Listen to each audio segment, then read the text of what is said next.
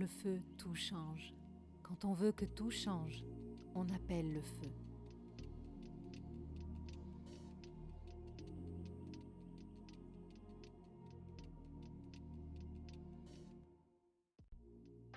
Pour moi, en fait, le feu est un élément très très très important. C'est pas forcément le plus fort des 4 éléments parce que euh, l'avantage qu'il y ait plusieurs éléments, c'est qu'en fait chacun s'équilibre. Mais c'est vrai que pour moi, c'est un élément qui me parle énormément et avec lequel je travaille beaucoup dans mes rituels, dans mes travaux magiques. C'est un élément qui est très important pour moi.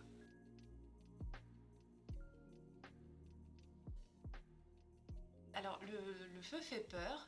À la fois, en fait, le feu, c'est vraiment des extrêmes. C'est-à-dire qu'à la fois, il y a un côté qui fait très peur, destruction, et à la fois, il y a un côté aussi nettoyage et renaissance.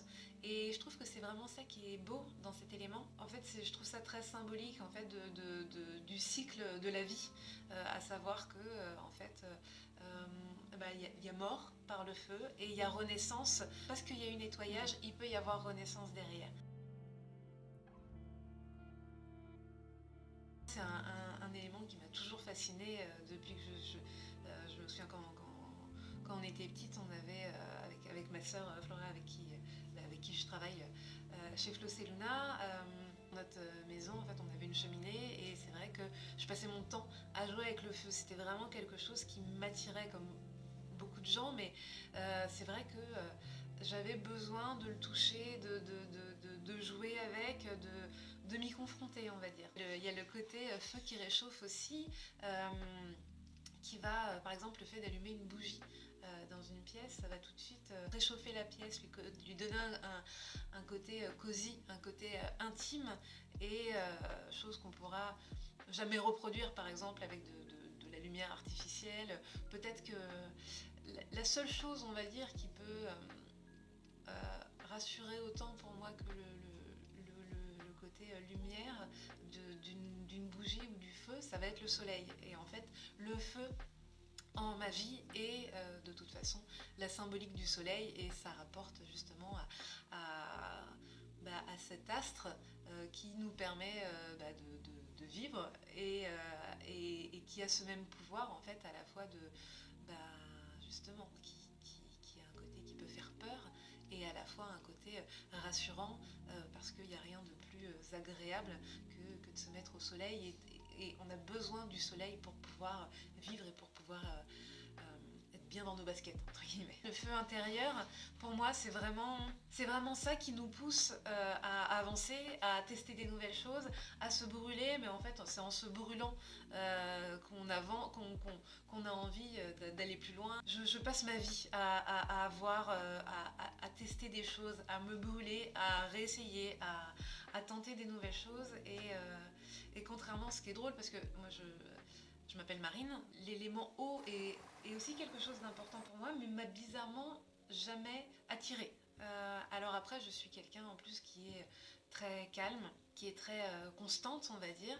Donc il y a cet élément eau qui est là, mais qui quelque part comme si c'était ma petite bulle autour d'un feu intérieur qui est vraiment très fort et finalement c'est lui qui me permet vraiment d'avancer dans la vie, quoi.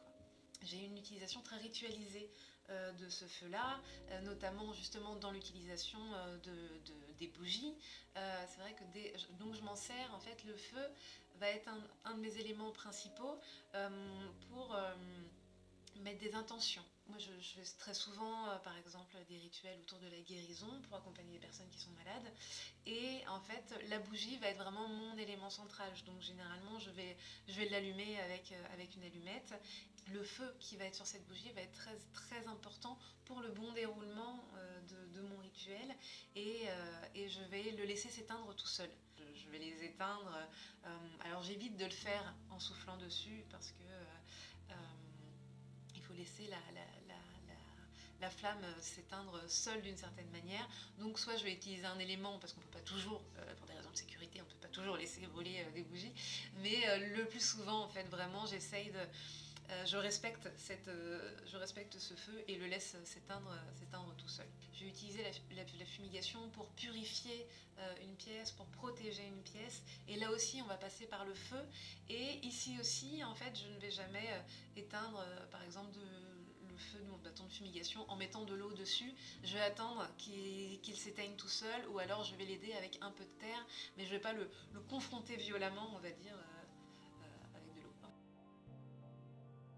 Que ce soit nous ou que ce soit le monde autour de nous, on est vraiment constitué par plusieurs éléments qui vont tous se compléter.